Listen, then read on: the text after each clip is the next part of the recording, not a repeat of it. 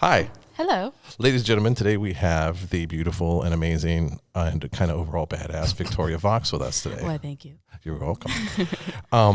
This is you are technically going to be the first person that I bring back for a round two, a second appearance solo, because I've had like Charlotte came on here, but then her and I did one with Casey. Then Casey did one, so it's the first time someone's coming back by themselves. So I'm special. there you are.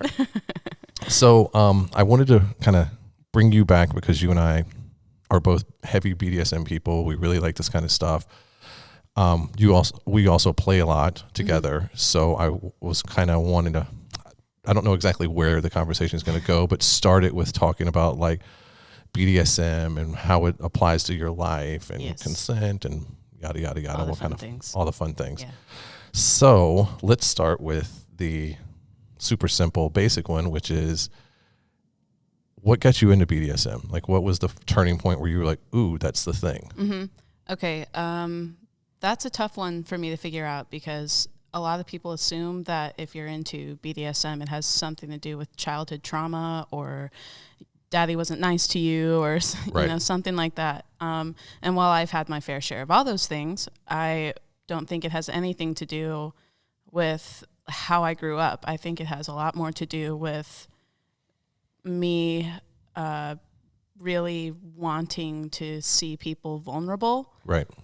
Including myself. And no matter how much you want it, if it's hard for you to express, there's only a few ways that can make you do that. Right. And for me, that's BDSM. So until I figured out that I have a hard time being vulnerable and I have a hard time being myself all of the time in front of anybody, I didn't really know that BDSM was what I was looking for. Okay. And I would say mostly in high school, my high school years, experimenting with sex and everything else. I had a boyfriend or two that would start with choking or little things like that, and you figure out very quickly, oh, that's what I need. Okay. And so I think those are the types of things that kind of made me search more in porn for BDSM when I was just a viewer. Right. And watching kink and your site specifically was that's what I want. Okay. I want to do that. So you didn't start with like a certain feeling. You didn't have this like, I need, there's a void, and not the daddy or the abuse, but more of like there was a craving for something more? Or was it like someone smacked you or choked you and you're like, ooh? Yes, that happened and still happens. But no, it was more of God, sex is supposed to be so intimate and it's boring to me. Right. It's just like, it's fun the first time you do it with somebody that you haven't before because there's the initial reaction to each other. Right. But that lasts for me like 2 seconds. Even to this day, if I don't have something that stimulates me from the other person, sex is boring for me after a while. Okay. And BDSM and heavy impact play specifically gets a reaction out of you, and you can't fake it, and that's what I need. Okay. Yeah. When you decided like mentally, like, okay, that's the thing I want, like you've seen it, you were turned on by it. And then when you initially started doing it, like beyond I'm being choked and smacked on the ass and doggy style, like when you were like, all right, I'm going to jump in both feet or head first and we're just going to do it. Was there a part of it that caught you off and you were like, oh fuck, I wasn't expecting that? Or was every part of it like, holy shit? And not expecting it being good or bad, like a smack and you're like, oh, pussy got wetter or something. So it could be either or. Okay. I think a lot of my introduction are things that I watched, whether it's porn or just a typical movie. And you have this thought in your head that happens as you're watching a movie with some sort of violent scene in it or something that is supposed to be not consensual in the movie. Right. And you're sitting there like, yes, do it. Consensually non-consensual. Yes. That makes you start to experience those own things in your own life. And it can be as simple as somebody like explaining to you that they want to choke you or they'd like to slap you and they're asking you for that first. And you go, yeah, duh, of course that's what I want. Right. And then it goes from like that to, will you pretend to rape me? Right. Pretend. Like, right. Please catch me off guard because I want to experience that with you. Right. You know, those kinds of things. And those are kind of my aha moments. Like, I just followed myself down this path of not being afraid to try new things. Okay. Whether it was BDSM centered or not. And I've just found through all my experiences that BDSM is what gets me off.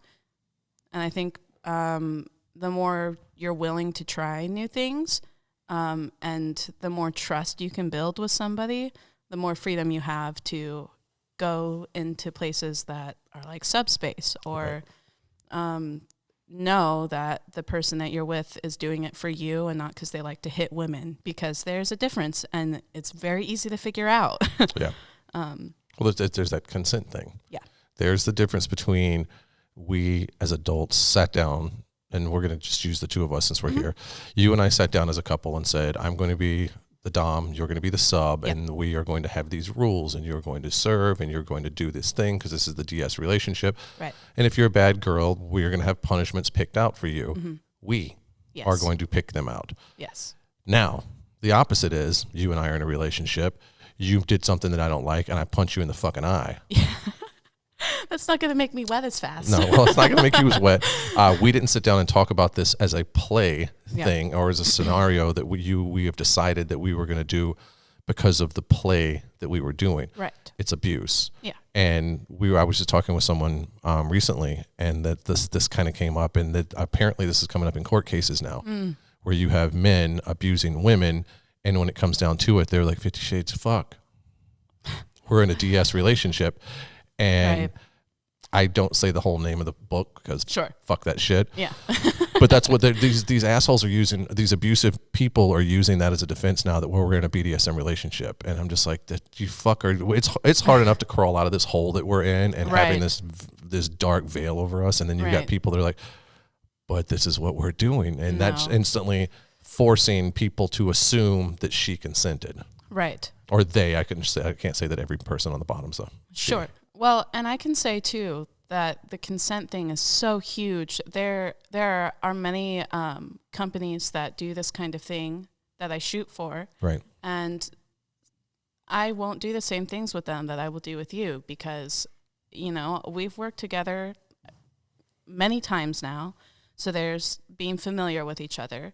And we're friends, and I trust you. And every time we've worked together, we've gone like up another notch. It's not just, okay, today you're doing fucking machines, and now you're going to be suspended with everything tied to you, and I'm going to beat the shit out of you. Right. It's never been that. It's always been like working up to the next scene. Right. And that's been our relationship. And I think that there's a level of trust that you have to have that doesn't just come out of like, I know him, he's cool, it's going to be okay. Right. The level of trust comes out of like, I've seen him do this, that, and the other. He's done this, that, and the other to me.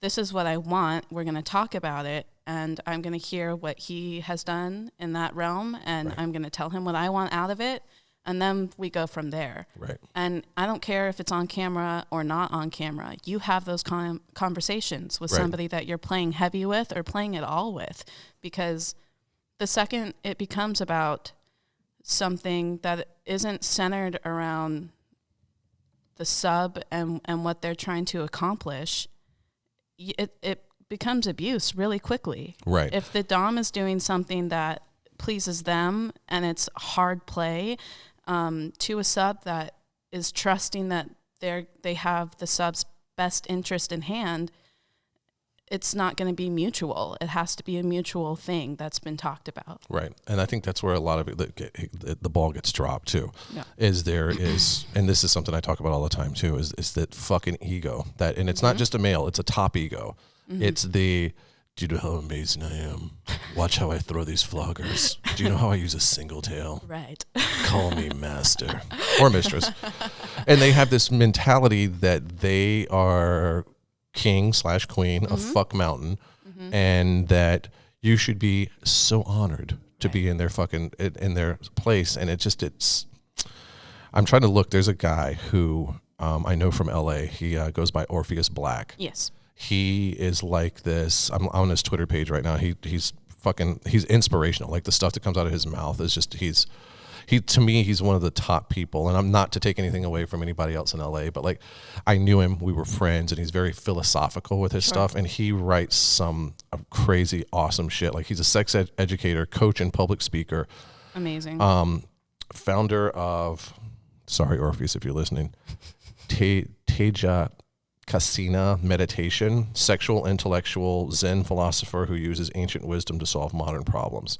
Wow. And you usually would hear somebody say something like that in their profile, and you're like, oh, you're that motherfucker. Sure you are. But this guy, this is probably still very conservative. This is still very humble with him. But it's because he's like, this is what I do, and that's him saying what he does humbly.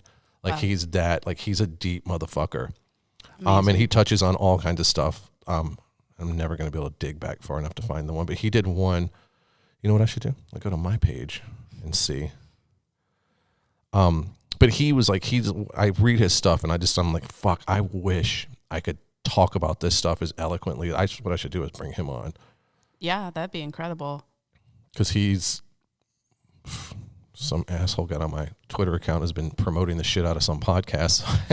I can't find the things I want to see. It's just podcast. Let me see if I can dig through and find it. But it's, like I said, I wish that people could hear him and hear the way he speaks about this, because he's got such a profound, fuck you, Twitter. I'll figure it out. Maybe I'll link it in the whatever. Yeah. But it's like he's just got such an amazing take on this, and it is like there's the quote that he had was it was explaining, it was doing the breakdown of being the submissive, because his thing isn't if you come into BDSM and you're looking for a fix because you have this desire for someone to tell you what to do all the time, you're in the wrong place. Right. If you come in here because you've been abused and beating you is what makes you feel more numb, you're in the wrong place. Right. And these are not exact quotes of his stuff, so don't quote me, but YouTube. I've got some bad stuff playing up here. Oh, no. But it's like his whole thing is like, this is supposed to be good, and this is supposed to be positive, and it's supposed to be healthy. And as soon as I'm the same way. Yeah. As soon as this is negative, like if I know people who were abused as young people, and they have figured out a way to take BDSM and it empower them. It's kind of, taking something back. Like you took this away from me, I'm taking it back, and I'm going to make it good, rather than being this destructive. Right. Like all I've known is this, so this is all I can do to feel like I'm loved anymore. And it's pure negativity rather than flipping it and being positive. Like the conversation you and I had about the waterboarding. Absolutely.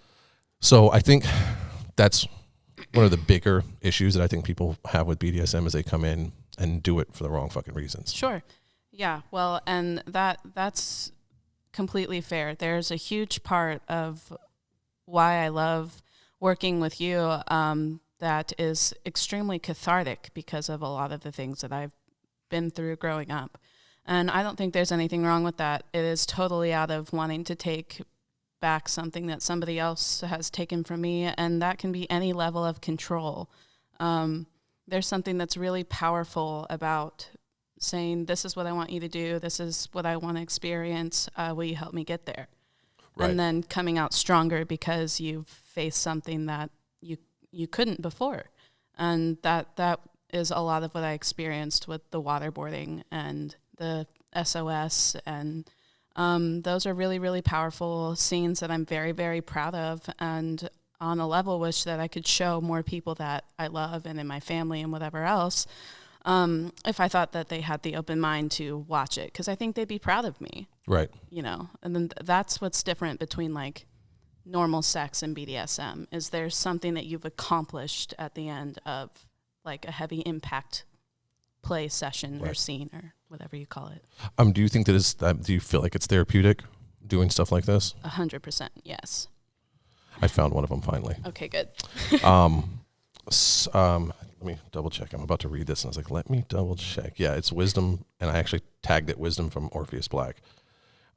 You guys go follow him on Twitter. Like he's inspirational with this stuff. He said, so what bugs me is the idea that dominance, and more specifically men, say that they want a woman who is submissive to them, and yet post memes that only depict women as one-dimensional beings whose only existence is to be obedient.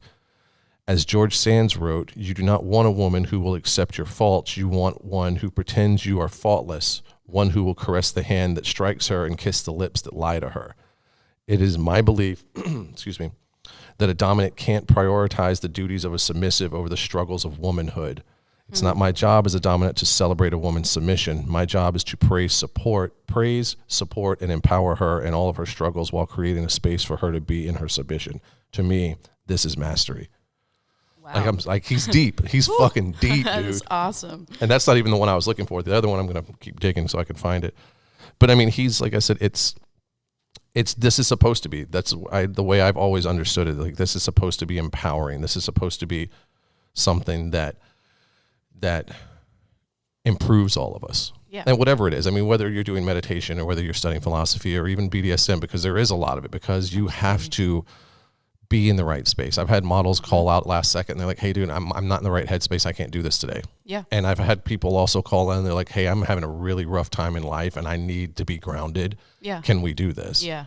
And I don't think people understand that it works both ways. Right. It's similar to, let's see. When I was younger, my parents would make me go exercise when I was upset or angry or in a bad mood, because I get a really high exercise high. Like after you get done running or something, you get runner's high. And it's very similar to that. When you're done and you've made it through whatever it is you've wanted to accomplish, whether it's impact play or breath play or just choking or whatever level it is, right? You have this sense of like renewal, and it's like starting a whole new day. It resets your thought process. It gives you perspective, and reminds you how strong your body is. Like, people always assume that it's all about being mentally tough. Right. I did not know I could hang from my hair. My body is incredible. There are countless things that I've discovered about myself just physically doing BDSM, like how fast I heal, or like knowing what kind of things bruise me and knowing, I can do this for this amount of time until I bleed. Right. Stuff like that. And it sounds silly and almost superficial, but you have like a newfound respect for yourself when you're done and you're okay. Because you made it. You did it. And I feel like a correlation would be doing stuff like this, especially extreme BDSM like you do, or we do together, is the same thing as like these people who work their ass off in a gym. Yes. And they finally get past because they plateau. And I mean, I don't know how much gym work you've done. I mean, you're a pretty active person. Yeah. When you're doing a lot of lifting, you eventually, at some point, you hit a plateau. And people, there's all of these different ways to get past it, go back, come forward, push harder, blah, blah, all these different things. But that moment when you didn't give up, you didn't stop, or, and you push past that plateau, or you wake up in the morning, and the last thing you want, I don't have time, I don't feel like it, I feel like shit, for whatever reason. And then pushing through that and not even convincing yourself, just fucking doing it. Yeah. And there's that same kind of feeling, I think, that comes with the BDSM. Like, you go through this and you are like, I'm not sure where I'm going to go with this, but I'm going to fucking do it no matter what. Yeah, you're absolutely dead on. And what's so funny about this conversation is I just had this conversation with Casey Calvert. And what I didn't know about her was that she rock climbed in college. And I played softball, and I was in college a power lifter. And you were a power lifter? Yeah, I was jacked in college. Sorry, I just felt the movement in my pants. I hold records. I hold like records for squat max outs and deadlifting. What did you max out in squats? Guess. 250. Oh my God, give me a little credit. I know it doesn't look like it now, but 250 is a hell of all right, 400. 525 was my squat. You make sure I never get in front of you when you're about to kick something. Fuck, dude.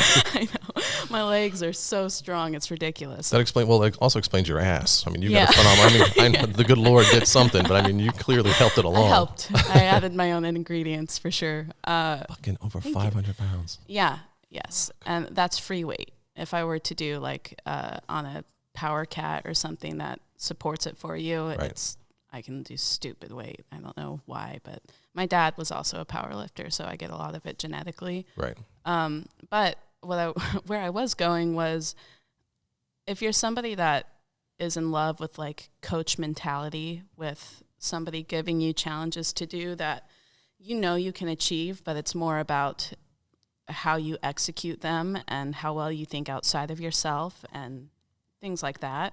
BDSM is kind of, I have noticed that BDSM kind of goes hand in hand with people who think that way. Like me and Casey, we talked so much about being on a team and loving to have somebody to compete with and loving having things scheduled very, very, very tightly and having no time for anything except for what is ahead of you during the day. Right.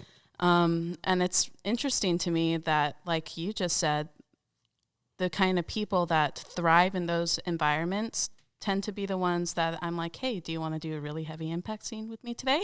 Right. And I agree. I think it is. You get to a point where you have the therapeutic part of BDSM, and then you have the challenging part that comes to where you're like, okay, I know I can do this, but there's also the negotiation, like you and I talked about, to where it's like you come up and, hey, I've got this idea. Yeah.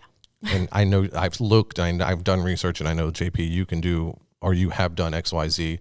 This is kind of what I'm thinking. And then we have a conversation about it. And it's not like, do you like it? Sure, I like it. Can we do it? Sure, we can do it, and we're done. Like there's detailed shit about all of the ins and outs of how it goes, which I don't think a lot of people understand when we're doing the extreme stuff that we do. Like we don't just say, oh, you want me to do this? Fine, I'll do it. Like there's a lot of back and forth all the way up to the point that where they say action. Right. So. Yeah, that's, like I think we just did this project together and we talked about it for like 2 weeks at least in depth before we actually even were in here doing it. Right.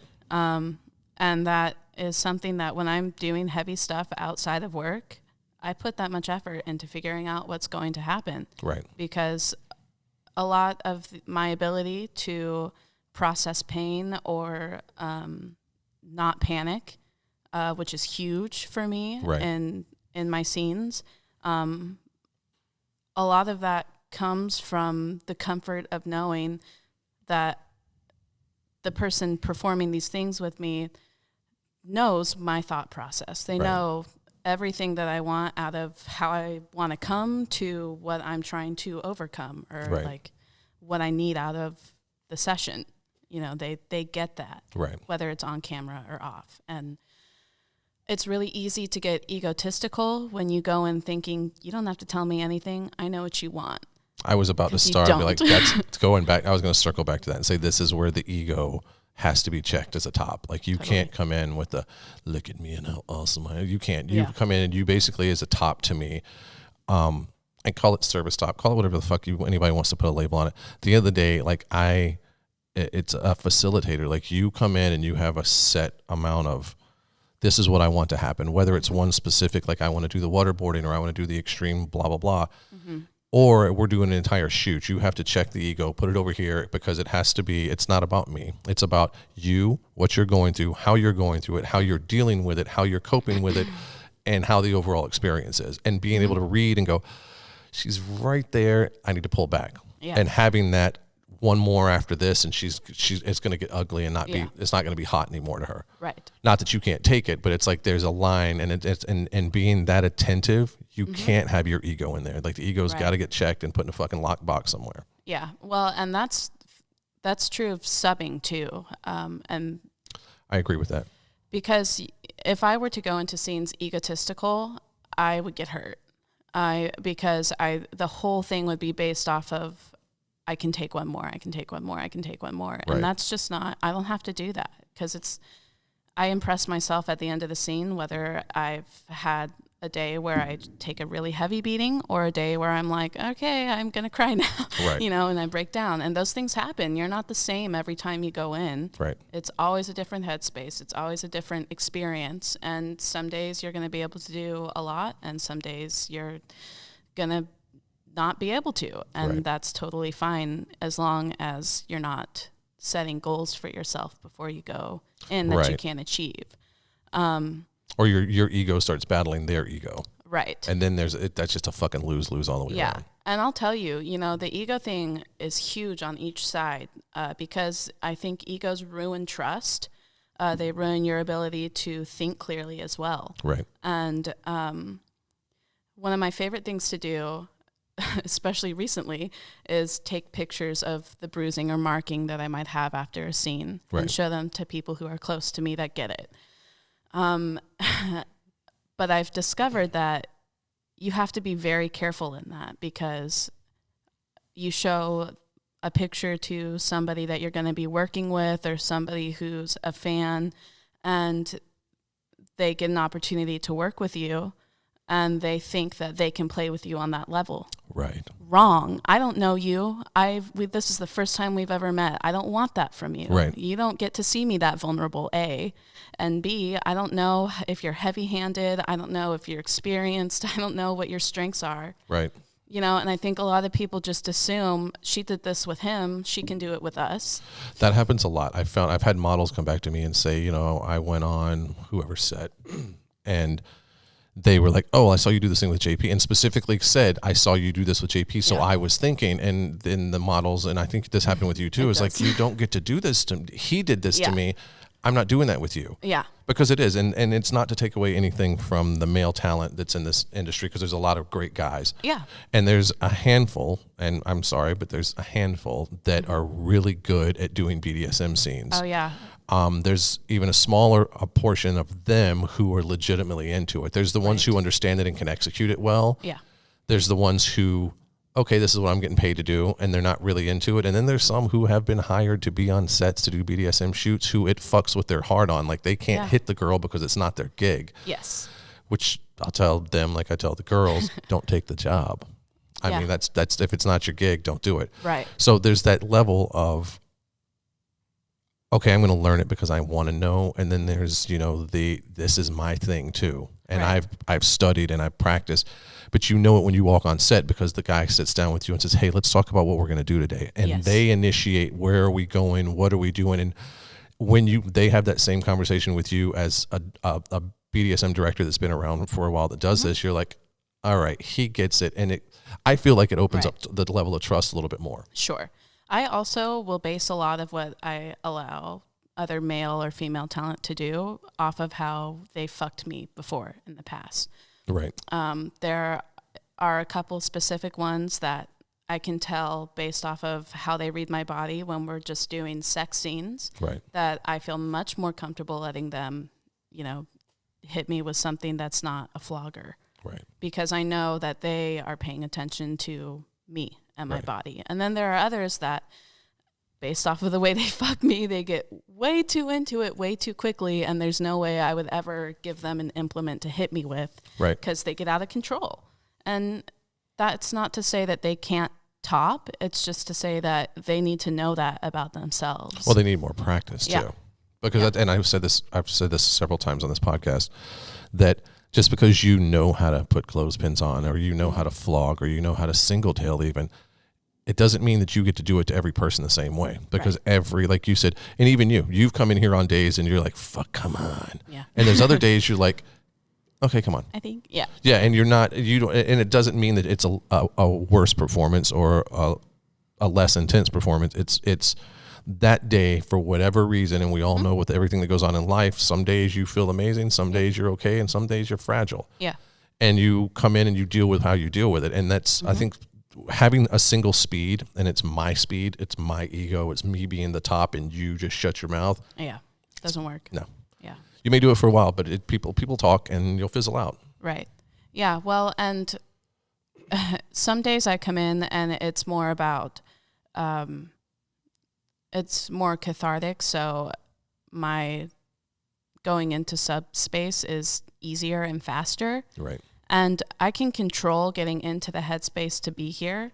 I can't control when I go into subspace. Right. And what's really important about subbing that I never hear people talk about is not fighting off subspace. When you're going to it, you need to let yourself go into it. Because if you try to take the beating that you're taking after you've started to enter subspace, you're starting to put yourself in danger because you're not thinking the same. And you're setting off the goal that you set for yourself. If you're about to achieve what you've set out and you're putting it off because you want to seem badass or you don't want it to end, you're like pushing yourself away from the finish line. Right. And that's not fair to you or your dom, because they deserve the same satisfaction that they're giving to you. Right. And people never talk about that. But I had a partner that we were playing really heavy, and he continued to beat me after I was like clearly into subspace, crying, breaking down. Right. And at that point for me, it's abusive, and you're a big scary monster, and I don't trust you anymore. Well, you can't, because once you go into subspace, and for anybody that doesn't know, subspace is what happens when you have this incredible rush of endorphins from going through a heavy scene, whether punished, and it doesn't have to be physical all the time. Mentally, there's been people who shut off because it pushes all the bright buttons in the exact way that you need them pushed, and your endorphins release because it's gotten so intense, and you find this happy, euphoric kind of feeling, and it helps you also kind of get through what's going on. But like you said, at that moment, it needs to stop. And the reason, and I'm going to pause looking at you for a minute, it's not fucking consensual anymore. Because when you get to a point where you're that subbed out, it's the same thing as you being drunk or high. Absolutely. You're not 100% mentally capable of deciding things, and that's when you need to pull back. And I do it on scene sometimes with a girl, I see her floating, and I'm like, come here, bitch. You don't get to hide yet. You're going to stay here and do this. But it's also because I don't want them, because I've seen girls, and you've done it to me once, where you just check out. And when you're gone, and there's but you can't do. At that point, like when you checked out on me with the SOS series, I came in and I was like, oh, she's not that checked out. Watch this. Bzz, fuck, that didn't work. Vibrator, that didn't work. And I was like, all right, we're done. Like there's no sense in going any further. And I remember and people didn't see this on camera, but as soon as the scene was over, I untied you and picked you up and walked you over to a chair. And then as I was putting you down, you kind of looked up at me and you're like, what are we doing? Like you were so like, I don't remember why are you carrying me? What happened? And it's not. It's like when you check out to that point, you can't consent. No. Like you have to pull back and ease them back into it. But that's the aftercare that a lot of people don't talk about either. So. Yes, that's very true. That day specifically was fundamental for me as far as being able to play heavy with you, because not only did we play heavy all day, but I understood at that point, okay, he has my back. Right. Because it's not an egotistical thing when you go into subspace, and that should be made clear. You need to be able to do that with somebody who is going to stop and not take advantage of you not being able to feel anything. It's like having anal when you're drunk. You don't do that to somebody. You're going to rip their butthole. No matter how much they're like, come on, daddy, do it. Yeah, you have to be smart about these things, because you will hurt somebody. And you could have hit me with a truck and I would have been like, you know, it's that. I don't even think you were responding at that point. Like, I think you were dazed. Like, I remember getting in your face and looking at you and saying something like to demand your attention. And you looked at me, but you were looking like back here. Like you were so like looking straight through. I was like, she doesn't even know I'm here anymore. I remember getting untied. I remember going into subspace and then you checking me to see if I was okay. Right. And then you were untying me at the end and you were like, can you stand? I was like, nope. Because you started collapsing with me. Yeah. And luckily we had Disco, who understands the thing. Yeah, he's great. you know what? Where's it at? Hold on. I've been working on this. I've got a thing every time I mention Disco, because anyone, you guys hear me say Disco all the time. His full stage name is Christmas Disco. So from now on, and when I talk about Disco, that's disco music. That's great. That one's for you, Disco. So, but and he's the same way. He's worked with some of the biggest directors in the bondage community, because he's worked for Kink his entire life, or not his entire life, his entire career as a videographer for porn. Like his entire thing's been with them. And so he worked under Princess Donna. He worked under Matt Williams. He worked under Lou Rubens. Like he's worked under like the elite. I mean, awesome. Even the ones that aren't as infamous in front of the camera, he's worked with everyone. So he gets it, and he's gotten all the good stuff and probably some of the bad, but 90% of he knows, like he sees shit, and he can look at me sometimes and be like, hey, check her. Like he gets it. But the thing that gets me is to have someone who is that attentive and that aware of what's going on in BDSM, and he's not even into it. Yeah. That's the thing that really blows my mind, that someone can be that attentive and it's not even his gig. Right. Like he appreciates it and loves the art of what's going on, but it's not like he's like, oh, I can't wait to tie someone up. Like we joke all the time that he can untie everything I do, but he's like, if you made me tie it, I'd be like, I can't. Yeah. Yes. So you have someone who understands all of the signs and the tales and gets everything that's going on, and the mental aspect of it, especially the mental aspect of it. and he's not into it, and you got these check me out kind of doms who are like, oh, I didn't realize that she had passed out, or I didn't realize she was in subspace, or they've got every excuse in the world to not check their ego. Sure. Yeah. So. And that's scary when that happens. There's a specific company I shoot with, and I like shooting with them, but I fill out my limit sheet thoroughly, because if you give them any sort of extra mile, they'll just take it and take it and take it and take it. And that's fine, but I understand as the sub that I have to spell it out, what they can and cannot do. Right. And I think that when you're working with someone and you can tell that they're a little egotistical, because we're all human and I understand that condition. Right. You have to be able to be a big girl or boy and say yes and no to these things. Right. You can always change your mind later. You can always try something later. Right. But if you're not sure, you can't act like you're sure. And we talked about this the other day. The first time I came to work for you, I was so nervous, and I probably very much underplayed what I could handle. Right. Because I've never worked with you before. I didn't know. I can't tell somebody, yes, I think I can do this, that, and the other, when I don't know what it feels like when you spank me. Because you don't know how I'm going to spank. Yeah, I don't know what I'm walking into. Right. And I rather the next time I come to work with you, know it's going to be amazing because we had step one. Right. You know, and that should be carried into personal life BDSM. It's never a showing off thing. It's a progression. It's a growth. It's this constant thing, which is a perfect segue because notice I've been eye contacting with so long with you.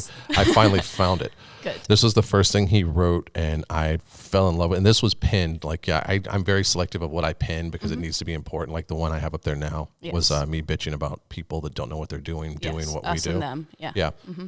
This one was pinned, and it says, "The wind blows and the grass bends. This is the nature of dominance and submission. Dominance is an assertive force, while submission is a desire to not resist. For those who are willing to yield to a dominant, don't do so because of the dominant's nature. Do so because of yours." Right.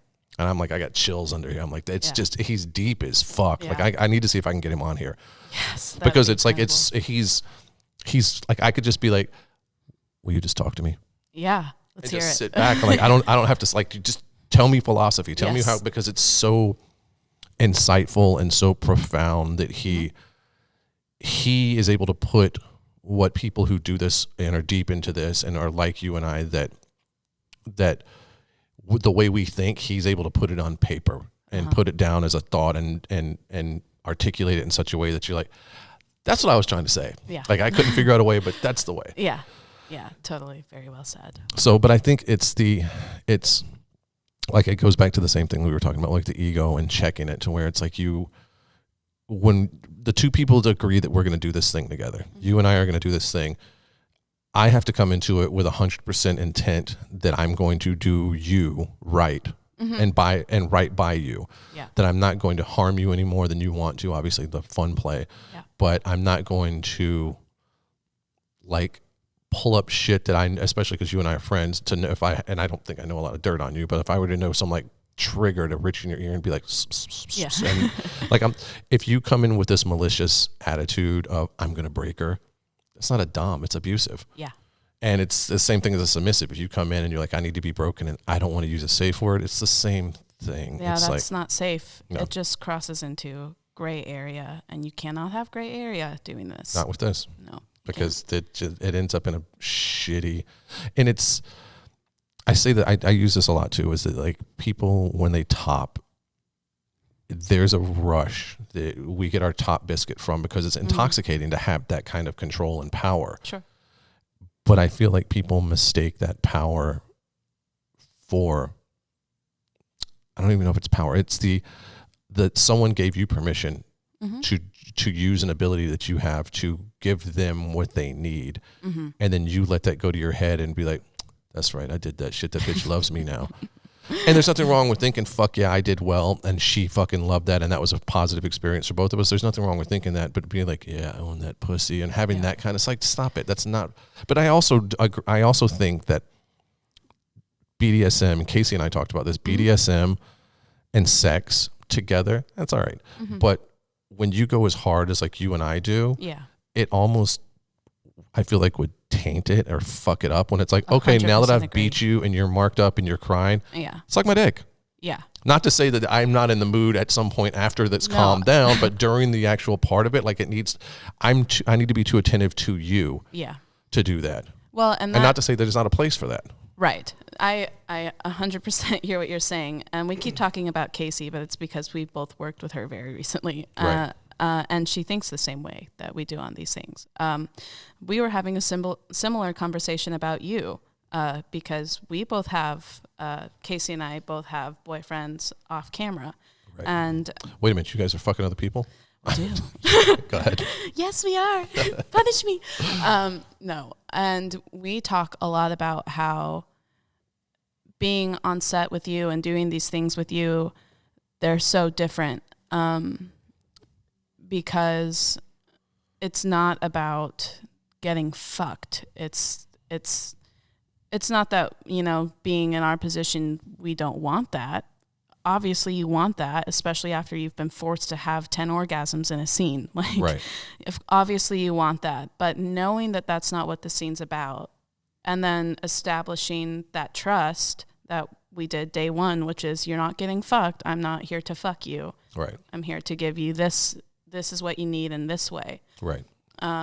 That's really, really important because for me personally, throwing in the fucking adds extra emotional baggage to everything. Right. And if you're going to fuck me after you've beat me like that, be ready for everything that comes with it, because that's a whole other playing field. That's that might even move into like the ugly crying mode where it's like, this isn't going to be pretty. You don't want to see that. Right. There's and not to say anything about our relationship, but you don't get to see me that way. Right.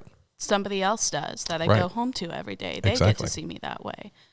Just like for you, it's different. It's different. That's a barrier, that's a line, and it's a limit that would interrupt my ability to work with you here. Right.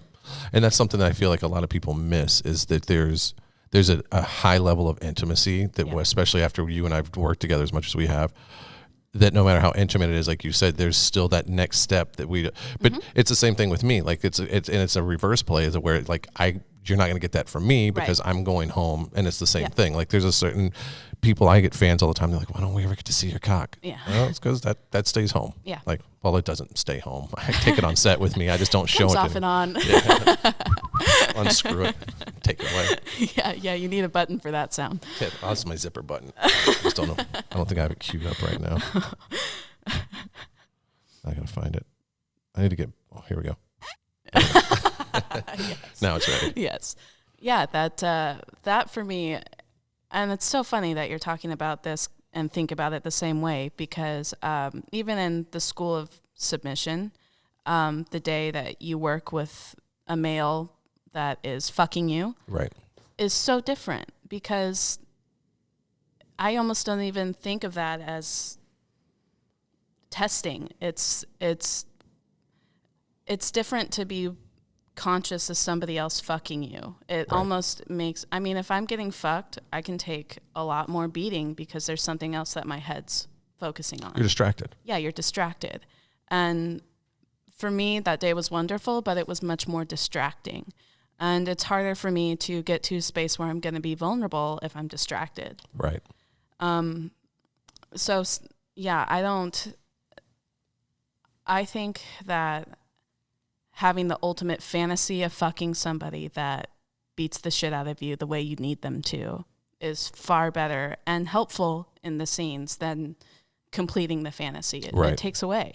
It takes away from my ability to be relaxed, because I'd be worried about pleasing. I don't need to worry about that while I'm suspended. Right. And it is, because it's such a different. And again, there's nothing wrong with sex and bondage. I think it's great. But if you and I were to say, hey, look, do you want to come over? We're going to do this scene. I'm going to tie you up and put you in a suspension, and we're just going to have sex. Right. I may slap you a couple of times, but the goal of today is bondage and sex. Yeah. There's a different thing. Totally. But when the ass whooping's done, like between the real scenes that you and I do, to me, and this is the reason I'm the way I am, is there's the come here and give me a hug. And let's talk about it. And I go hang out in the green room with you, and we talk. And there's that is deep of aftercare as I can give without getting on the floor and snuggling. And you and I've done that. Yeah. We've had a moment where we sat there and like, we're just going to sit here on the floor and we're going to have this moment. And there's footage on the internet of me doing that. There's this thing on, what's that? Tumblr, I think, that years ago I did this scene and this girl broke. And it was a live scene and she broke and you see her just head collapse and she just starts crying. Beautiful. I walk over and hug her. Yeah. And that's all there is to it. And this thing had like millions, tens of millions, whatever it was. It was ridiculous. And it was, all it was me hugging her and embracing her. That's all it was. And it was people, that's when I found out that people actually cared enough about the real shit when they were watching this to see that moment. But I also, because it was live, so that's the reason it happened. But I also feel like when you and I finished with the waterboarding, that was us. The same thing like you said to me earlier, they don't get that. Yeah. That was us. Yeah. Kind of moment. Yeah. Well, and a moment that we both knew was coming prior to doing it. Because of the level and things that we'd done before. And when I first asked you, you said yes, but we waited a few scenes before doing it because you needed to know me better and I needed to know you better, especially that having to do with, overcoming trauma for me. Right. That was a really big day for me. It still is. I can swim now and it's not scary. Right. Like stuff like that. And that's not something I would do with anybody else right now. Right. Because it was a you and me thing, and that the aftercare is extremely intimate in a way that sex isn't. Right. And it allows you to, again, appreciate what you're capable of, and it allows you to appreciate somebody being strong enough to take you there. Right. Most people can't do it because they don't want to see somebody be really sexy and then fall apart. Right. That's hard for people to watch. They want you to be sexy the whole time and want it the whole time. But when you get to a breaking point, everybody has to know that we're stopping now and you need the hug, or you need to be told good job, or you need to, whatever you need. Curl up in the floor and just hold them. Yep. Without the words sometimes. Yep, totally.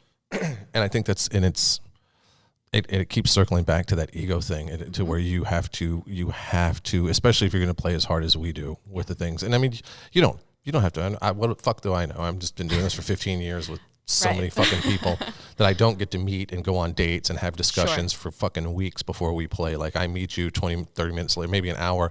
I've got you tied up and there has to be that level. So, and I feel like it's so important to be so attentive to the way you breathe, the way your body moves, the looks on your face when I've stepped away and I'm behind the camera watching you watch me.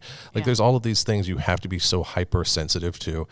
And if you're not, accidents happen. That's why we have safe words, but it's to consistently have accidents or you keep crossing lines. It's just, it's because you're not paying enough attention. Right. Well, and the safe words are there to protect everybody. It's not just a sub thing. And I think when people try to not use their safe words, they're putting everybody in trouble. Because I've had fans say, I've never seen you do that. You've never said red on his set and stuff. I'm like, false. If you watch my waterboarding, I drop the metal piece like 10 times. Right. That's redding. Right. That is a stop everything right now. That's what that is. And people don't understand that it's about everybody there being, it's just communication. Right. That's all it is. It is just communicating. There should be no ego that comes along with saying, hey, give me a second. Right.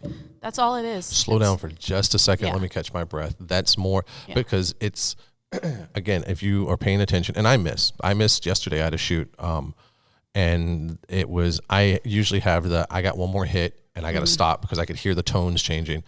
And when I talked to her about it, she was like, well, I usually say it one hit early. And I was like, that's why. Because I felt like shit because like 3 or 4 times I got a mercy.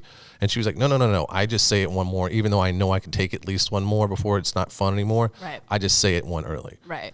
And you can't, why are you saying red or mercy? You can't be that way. You have to be, fuck, are you okay? I'm sorry, we're going to pull back. Let me go find something else to do. Right. And having enough in your repertoire to be able to go find something else. And I mean, that's one of the things I feel like that makes it the stuff that I do extreme is I'm fucking with your feet and suddenly you can't take it anymore. And whether you say it or I choose on my own, which usually is me deciding you're done. I move over to the nipples, and then I do some spanking, and then I do this. And that's why there's that,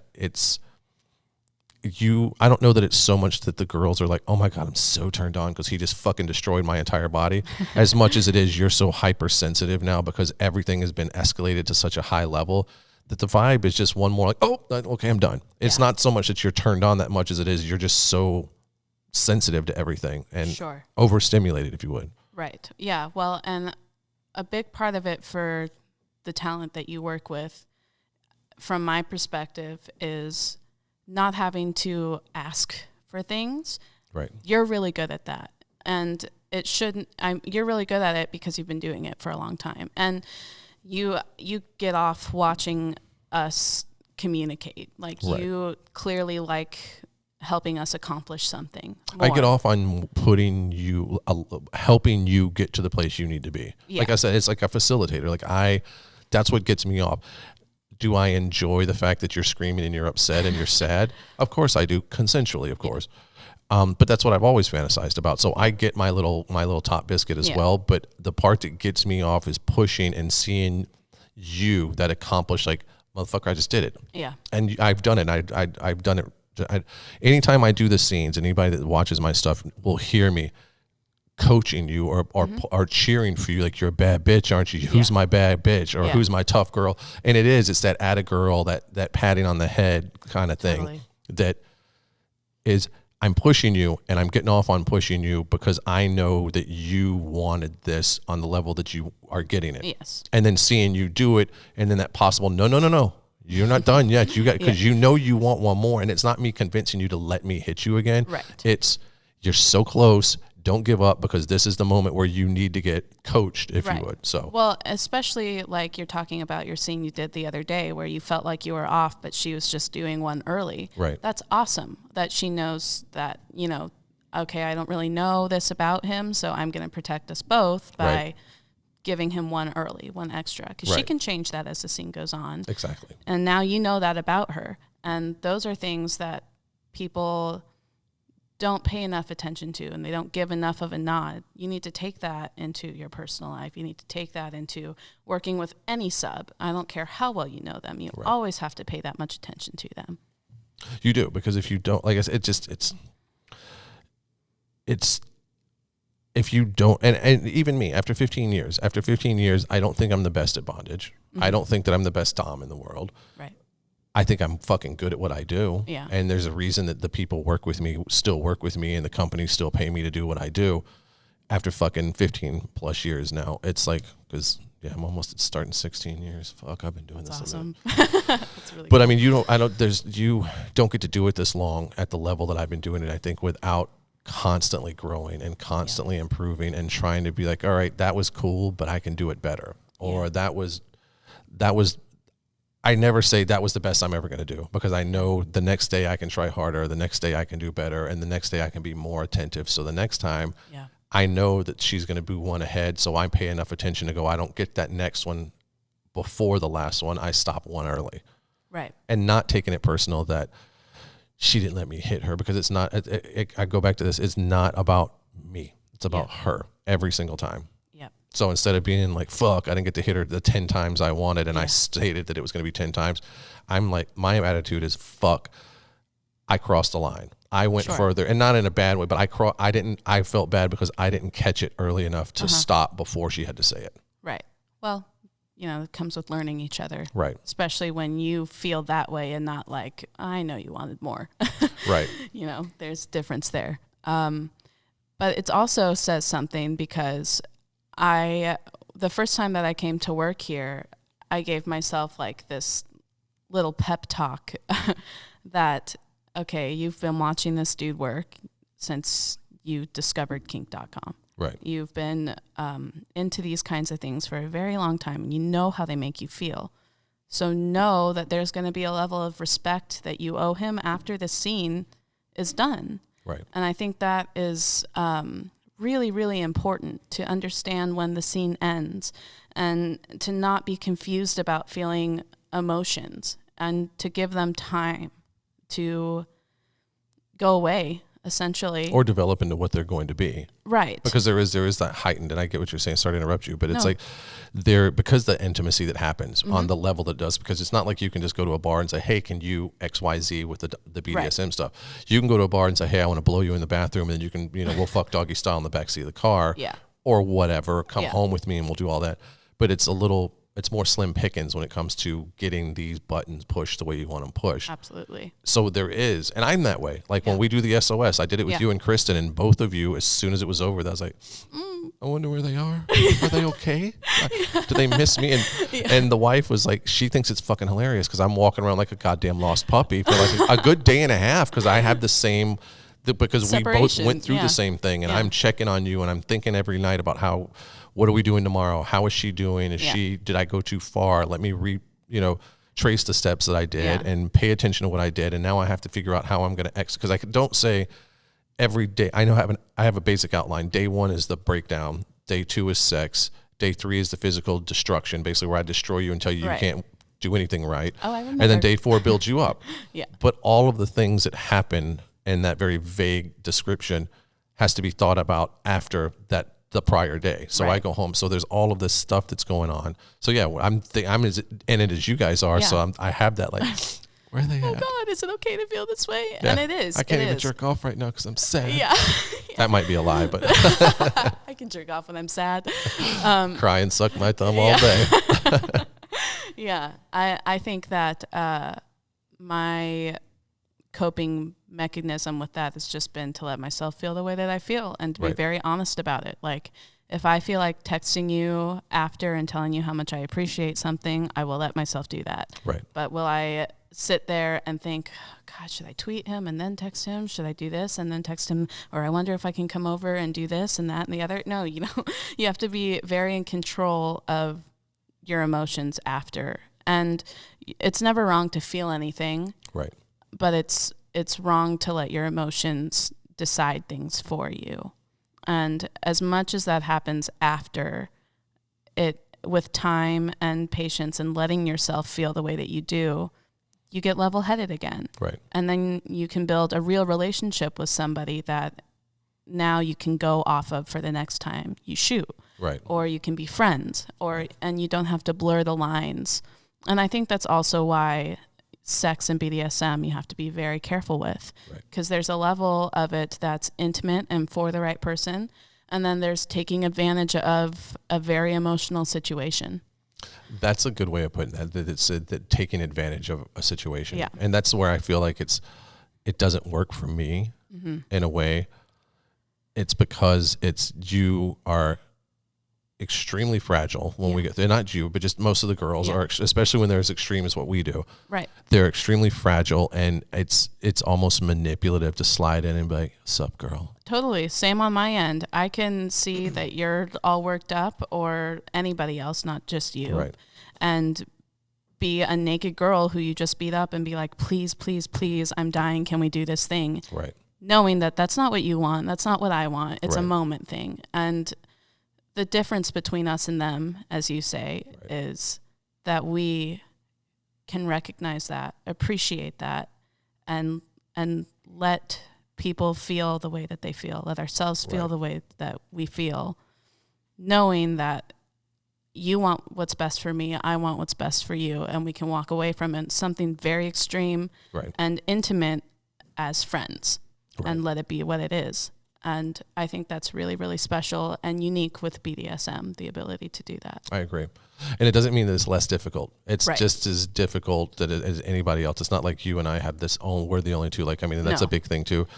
But I feel like it's outside of even BDSM. It's like in general, like you cannot let your emotions drive any decision that you make. Absolutely. I mean, I feel like the only emotion that you can have is and it's passion, but I don't know that that's an emotion as much as it is an inspirational drive. Right. But like, I'm sad, so I'm going to do this, or I'm horny, so I'm going to do this, or I'm happy. So those are, you can't act that way. Yeah. You can let that inspire you and come up with a plan and see where it goes. Sure. But there's that initial, I'm super fill in the blank. You have to step back and let that settle and see, do I really want to suck his cock? Right. Do I really want to take her out on a date? Or whatever the situation. The only thing I can say for a fact is when the shoots are over, if there was the time and you had no one and I had no one, it'd be like, hey, you want to go grab a bite to eat? Yeah. And we can come down together at that Yes. moment, but that wouldn't be anything Past beyond that. that. Yeah, I'm very similar. And it's because whether I appear that way or not, I get very, very fragile. I can hold myself together, but that in itself is a form of manipulation to me, to not let the other person see how fragile you are. It's a mistake to do that. You have to be very, very honest and comfortable being in that vulnerable state, knowing that you're in front of somebody safe. That's better than anything else. Well, that's the thing, though, is making sure. Well, I guess you wouldn't be that vulnerable if you didn't feel that safe, though. Right. So, okay, but I'm just thinking, like, for people who aren't lucky enough to be in situations where you and I are a very controlled situation, where it's they go on FetLife, they find someone, they do the thing, they vetted them, they found out this is somebody who does exactly what I want, and I want them to do it to me. That part maybe isn't where you can be as fragile, and I guess it depends on the level of trust and where you're at. So it all kind of it's all relative to the situation. Well, I think it has relative to the situation for sure. That's fair, because if I'm looking for sex, I don't come here. Right. When I come here, I listen to like grunge music, something that puts me in the mindset that I need to be to come do this job. Right. And afterward, after everything is done, I have to decide how to handle myself, because you're a new person. You're starting over. You're in control of yourself, but you have new emotions. You feel empowered and happy, and somebody else feels happy for you because they helped you get there. And, you know, you grow a lot with BDSM because you learn to be in control of those emotions, and you learn that just because I have this very intimate connection with somebody doesn't mean that I have to fuck them. Right. You don't. And personally, it has allowed me to have really intimate, close connections with people that don't beat me up and people that I don't fuck. Right. Because I now know how to process those emotions. However, I took my time figuring that out. You know, you fuck up a million times before you figure that out. Yeah. But that helps you not be egotistical when you start knowing that this is not about fucking somebody. This is not about even getting them off. It's about helping them accomplish whatever it is in their head that they want to accomplish. Right. For both people, you know, for a sub and a dom, you're serving each other more or less. Exactly. And I think people miss that. Just because the word is dominant doesn't mean that you're in charge. Right. And that's just the role. Yeah, it's a role. Yeah. Yeah. And just because you're a submissive doesn't mean you don't have control. You have the control in the room. Right. And any dom that tries to tell you otherwise is not safe. That's my personal opinion. I mean, I agree. I'm 100%. I broke that wall down years ago on kink, that I was like, you know, I don't play that game where it's very clear. I've said it on video. I've said it during interviews that I'm the facilitator. You come in and you have the 3 pages, and I actually went over this with Angela White. Like on the podcast, I went over like exactly what our checklists were and how in depth they were, and then compared it to if you go to a spa and you say, I need a deep tissue shoulder and neck rub. I'd like the hot rocks and I'd like the hot towel on my face. Yes. You're not going to sit there and specifically say, make sure you do it clockwise with a half twist and the temperature has. You trust them to do what you've asked them to do. And it's the same thing. Like when you come in and say, hey, I like flogging, unless you're very specific about the don't touch the spot, you have to kind of trust me. And it's the same thing. I feel like there's every person has their role. You're the one who comes in and you've decided this is my role, as I want to be on the receiving end of what he's doing. Yeah. But you could just as well flip those titles and that role, and it doesn't matter, because I mean, at the end of the day, think about that. Think about if you were to reverse the roles and give you as the bottom the dominant tag, and me as the top the submissive tag, because you came in and you told me what to do. Right. You didn't tell me how to do it, but you said, you're going to flog me, you're going to suspend me, you're going to put me in rope, you're going to put nipple clamps on me, you're going to, here's all the things I want you to do. Yeah. Well, now I'm just serving you. Right. Yeah. Because I'm doing what you want. So you could easily flip those titles. Sorry, fuckers. Yeah, don't mean to ruin it for you, but that's the truth. That's kind of where it comes down to. But what we're doing is I get off on being mean and hurting people and watching them cry, and then enabling them to get past that and be a stronger person afterwards. And that's what I do. Yeah. You get off on allowing those things to happen to you and wanting to get stronger. Yeah. and whatever title you put with that doesn't matter. You could be coach and teacher or student and whatever you want to put on it. But that's the game. Yeah, exactly. Yeah. But, I think I've had some fans recently talk to me about trust, because I've said it 10,000 times already, and I say it a lot, trust and knowing each other. And they ask me things like, well, if it's about, limits and setting boundaries and stuff, what part in it does the trust actually play? If there are things that you can do and things that you absolutely can't do, why do I need to trust you so much? And I think the main reason why is protection for each other, but also to stop things that are not consensual from happening. Like, this from playing Cards Against Humanity with me, that I hate to read out loud. I hate it. I can't. I'm terribly dyslexic, and it will make me cry to do it. Being in a situation where a dom then gives you a fucking paragraph of the hardest words to read, or they have you spell out loud or something, to me, that is not okay. And that's abuse of trust, because I've trusted you to expose me, but to not make me... to ridicule you. Yeah. And there's a difference there. And I think that if it's not an ego problem, that's the other problem that people don't pay enough attention to in this kind of relationship, because it's not... that's a kind of breaking that isn't healthy. And that needs to be recognized. And I've never written down, don't make me read out loud on your set. But I have done that on other sets. I write things like, I'm not reading anything out loud, and I don't want to be asked to spell out loud. Because there are people who think that making you feel that way is breaking you. And yeah, it's breaking me, but I don't ever want to come back to your studio. I don't ever want to play with you again. They made it super ugly, and it's not that you take the sexiness out of it. Because you can be, and I use that term a lot too with it when I'm describing stuff. I was like, if you say, I love to be slapped in the face, and I walk in today and I slap you in the face, and my next term is, if it's not sexy today, say so when we stop. And just because you said it doesn't mean that we have to continue to do it, and that's what it comes down to. There is what makes you feel sexy when you're being dominated or tortured. And then there's okay, I'm getting through this, and this is horrible, and I just want this to end. That's not sexy, and it's not fun, and it's a one-trick pony. It doesn't mean you know me better. It doesn't mean that you know my mind better. You're not playing some psychological game with me other than you're being a fucker, and you need to stop. You're an asshole. I had a guy, a male talent, and he is not in the industry anymore, but he, way back in the day when we, for all of us, on the internet, started doing boy-girl bondage sex. And this guy, my boss liked and really wanted to use him, so I brought him in, and he was a cocky little fucking bag of shit. So, sorry, the silence was for people watching, not for people listening. So he was walking around one day, and like I said, he was just cocky as fuck. He thought he was like God's gift to everyone. Lovely. And I'm talking to the girl, and I'm having a conversation the way I always, we're in the, who knows what we're talking about. And he was like, JP, I think I'm a better top than you, or I'm a better dominant than you.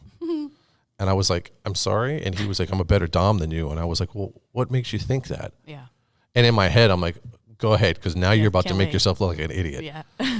And he was like, well, I mean, you say that you're tough and that you're this and you're that. I can make a girl go red so fucking fast it'll make your head spin. I was like, you just lost. Like right there, you just lost. And he was like, what do you mean? I was like, it has nothing to do. Going red is a fucking accident. When they say red, you slipped. You didn't do your job right when they have to stop you. And he was like, no. I'm like, dude, I can punch you in your fucking throat and you're going to say red. As you fall down and gag. So I was like, that doesn't mean you're good. That means you're an asshole. And fine, he was you're better at hurting women? Fine. Fine. Move back to the park. And I love people. I lived in trailers for a while, so I don't mean that people in trailer parks are bad. So please don't think that. I just tease. So yeah, but that was his thing. He thought that was what made him a dom, is he could make you say red and call your safe word. I'm like, dude, you missed the whole fucking point. Like, and I went to the boss and was like, I know you like him, but I'm not shooting him anymore. So if you want him shot, you do it. So we stopped shooting him. Yeah, it's a big misconception that this is where you come to be